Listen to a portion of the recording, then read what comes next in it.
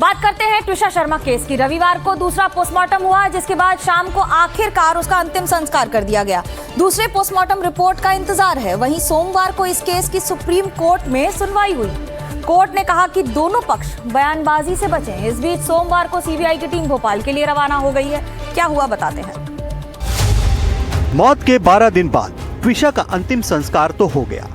घर वालों की आंखों में आंसू और दर्द है, लेकिन शायद एक बात का सुकून होगा कि ट्विशा के शरीर के दूसरी बार पोस्टमार्टम की जो मांग थी वो मांग पूरी हुई।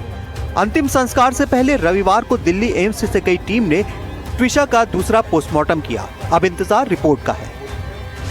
ट्विशा केस सुप्रीम कोर्ट में सुनवाई। इस बीच सोमवार को सुप्रीम कोर्ट में इस केस की सुनवाई हुई। देश की सबसे बड़ी अदालत ने स्वतः इस केस का संज्ञान लिया था। कोर्ट ने इस केस को कैसे हैंडल किया गया उस पर चिंता जताई। कोर्ट ने कहा कि दोनों पक्ष मीडिया में बयानबाजी बंद करें। कोर्ट ने कहा कि मीडिया के दोस्तों से अनुरोध करेंगे कि वो घरवालों के बयानों के आधार पर मामले को तय ना करें। कोर्ट ने इस बात पर भी चिंता जताई कि ऐसा प्रोजेक्ट किया जा रहा है कि जैसे न्यायपालिका मामले में दखल दे रही है। जिस तरह इस केस में ट्विशा की सास गिरिबाला सिंह के इंटरव्यू किए गए, सुप्रीम कोर्ट ने उसे सही नहीं बताया है। सीजेआई सूर्यकांत, जस्टिस जयमाल्या बागची और जस्टिस विपुल एम पंचोली की बेंच ने इस मामले में सुनवाई की।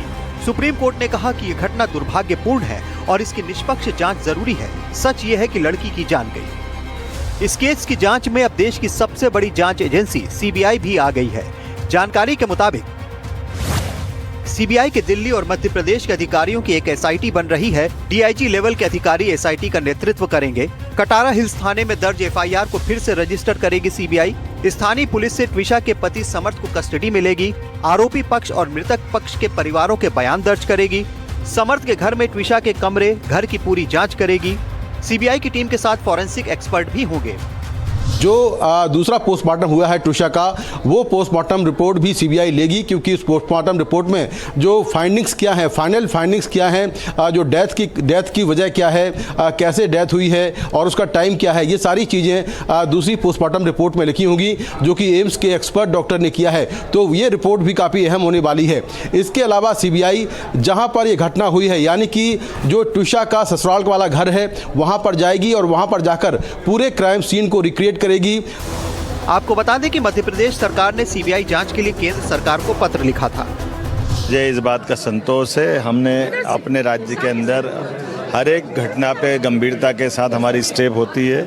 ऐसे में माननीय सर्वोच्च न्यायालय ने इस बात को अप्रिशिएट किया है कि सीबीआई को हमने निर्णय देने के लिए, क्योंकि किसी भी पक्ष को न्याय में जरा भी शंका हो तो हम उन न्याय के मामले में हमेशा पीड़ित पक्ष के साथ रहते हैं।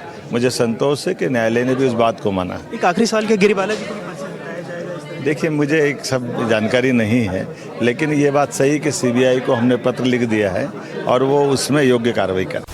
ट्विशा केस की होगी साइकोलॉजिकल ऑटोप्सी। जानकारी के मुताबिक सीबीआई इस केस में साइकोलॉजिकल ऑटोप्सी भी करवा सकती है। साइकोलॉजिकल ऑटोप्सी एक ऐसी जांच प्रक्रिया होती है जिसमें किसी व्यक्ति की मौत, खासकर आत्महत्या, संदिग्ध मौत या अचानक हुई मौत के पीछे की मानसिक स्थिति और मनोवैज्ञानिक कारणों को समझने की कोशिश की जाती है। मृतक का व्यवहार और स्वभाव, मानसिक स्वास्थ्य का इतिहास, डिप्रेशन, तनाव, चिंता या नशे की आदत, परिवार और दोस्तों से संबंध, आखिरी दिनों की बातचीत, message, social media post, diary, suicide note या ईमेल, आर्थिक, पारिवारिक या प्रोफेशनल दबाव, किसी धमकी, ब्लैकमेल या ट्रॉमा के संकेत, ये सब जानने की कोशिश होती है। साइकोलॉजिकल ऑटोप्सी का मकसद ये समझना होता है कि मौत आत्महत्या थी, दुर्घटना थी या हत्या, व्यक्ति मानसिक दबाव में था या नहीं, किसी ने उकसाया, प्रताड़ित किया या मानसिक रूप से परेशान किया। इस प्रक्रिया में आमतौर पर फॉरेंसिक साइकोलॉजिस्ट, मनोचिकित्सक, पुलिस जांच अधिकारी और फॉरेंसिक विशेषज्ञ शामिल होते हैं। परिवार, दोस्तों, सहकर्मियों और डॉक्टरों से बातचीत कर एक मेंटल प्रोफाइल तैयार की जाती है। ट्विशा के ससुराल वालों को झटका, वकील ने केस छोड़ा। एक और बड़ी खबर यह है कि जो वकील ट्विशा के पति समर्थ और सास गिरिबाला सिंह का केस लड़ रहे थे, उन्होंने ये केस छोड़ दिया है। वकील मृगेंद्र सिंह ने एनडीटीवी को बताया कि वो अब समर्थ सिंह और ट्विशा की सास गिरिबाला सिंह का केस नहीं लड़ेंगे। मृगेंद्र सिंह ने बताया कि उन्होंने ही परिवार को सुझाव दिया था कि समर्थ को आत्मसमर्पण कर देना चाहिए। उनके सुझाव के बाद ही समर्थ ने आत्मसमर्पण किया, लेकिन बाद में परिवार उनके इस सुझाव की वजह से नाराज हो गया। वकील के मुताबिक शायद परिवार आत्मसमर्पण नहीं करना चाहता था। पहली पोस्टमार्टम रिपोर्ट में केस आत्महत्या का बताया गया, लेकिन यह भी सामने आया कि ट्विशा के शरीर पर चोट के कई निशान थे। दोनों ही पक्षों ने कई तरह के आरोप प्रत्यारोप लगाए हैं। ट्विशा की मौत आखिर कैसे हुई, इसको लेकर अब दूसरी पोस्टमार्टम रिपोर्ट का इंतजार है। भोपाल में अनुराग द्वारी और दिल्ली में मुकेश सिंह सेंगर के साथ ब्यूरो रिपोर्ट, एनडीटीवी इंडिया। स्वागत है आपका। अब बात बकरीद की। बकरीद पर देश के तमाम हिस्सों में नियम कायदे कानून की तैयारी है, लेकिन उससे पहले देश के कुछ हिस्सों में विवाद की भी खबरें आ रही हैं। मुंबई के पास मीरा रोड इलाके में एक सोसाइटी में पुलिस ने फ्लैग मार्च किया। सोसाइटी में पुलिस और बाउंसर तैनात किए गए। आखिर ये विवाद क्या है, क्यों शुरू हुआ है, दिखाते हैं आपको। सोसाइटी में पुलिस का फ्लैग मार्च हो रहा है। बाउंसरों की तैनाती कर दी गई है। गाड़ियों की जांच हो रही है। लोगों के चेहरों पर चिंता दिख रही है। ये तस्वीरें मुंबई के पास मीरा रोड की जेपी नॉर्थ सोसाइटी की है। यहाँ कोई बड़ी आपराधिक घटना नहीं हुई है, बल्कि बकरीद से पहले ये सुरक्षा के इंतजामात, कानून व्यवस्था ना बिगड़े और किसी भी तरह के टकराव को टाला जा सके, इसके लिए पुलिस बल ने परिसर में बाकायदा फ्लैग मार्च किया। दरअसल बीते 3 साल से कुर्बानी के जानवरों को लाने और रस्मों को लेकर यहाँ विवाद होता आया है। 2023 में यहाँ मोहसिर खान नाम का एक शख्स बकरा ले आया था। उसके बाद से यहाँ बकरीद से पहले ऐसा विवाद सामने आ जाता है।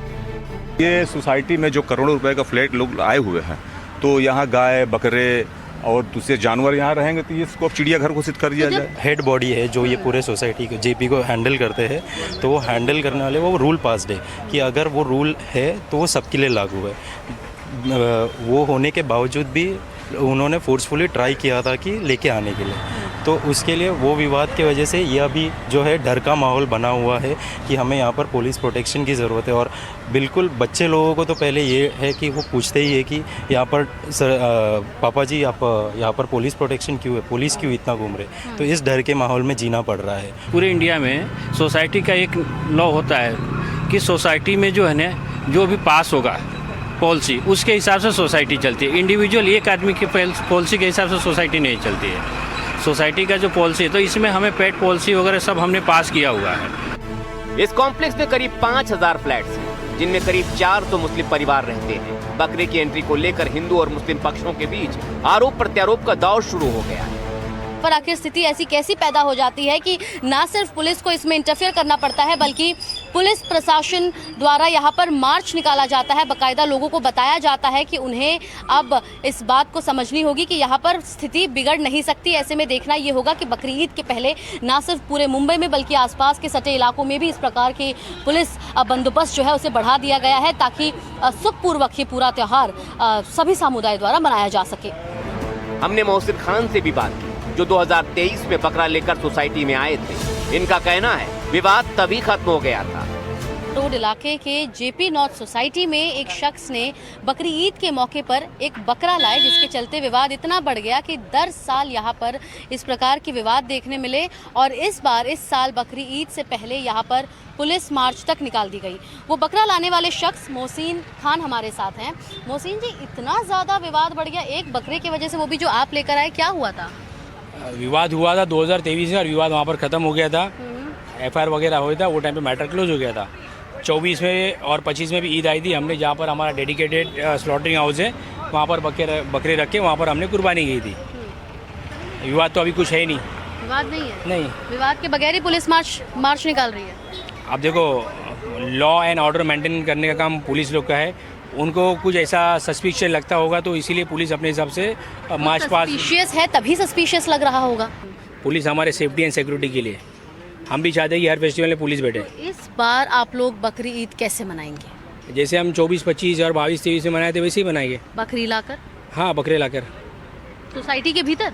सोसाइटी के भीतर मैंने आपको पहले ही बोला कि जहाँ सोसाइटी में रूल्स है पेट पॉलिसी का, तो वहाँ कैसे लाएंगे? कहाँ लाएंगे? जहाँ पर स्लॉटरिंग की स्पेस है, डेडिकेटेड स्पेस है, प्राइवेट लैंड है, हम वहाँ पर अपनी बकरी रखेंगे। और जहाँ पर स्लॉटर हाउस है, वहाँ पर कुर्बानी दी जाएगी। सोसाइटी के भीतर नहीं होगा? नहीं, सोसाइटी के भीतर नहीं ना। वैसे बकरीद से पहले महाराष्ट्र की सरकार भी अलर्ट है। महाराष्ट्र सरकार ने बकरीद से पहले गोवंश की अवैध तस्करी, गैर कानूनी बूचड़खानों और पशुओं पर हो रहे अत्याचारों के खिलाफ सख्त कार्रवाई का ऐलान किया है।